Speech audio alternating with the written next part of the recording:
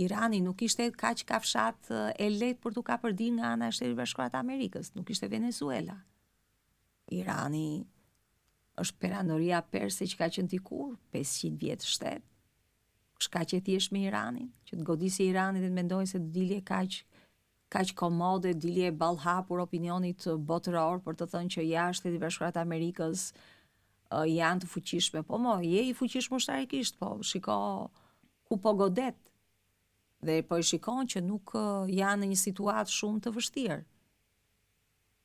Nuk e di si çfarë llogaritjesh, por bën dhe gabime njerëzore dhe llogaritje të gabuara politike patjetër që bëhen. Por nuk mund të vazhdohet për një teke ose për një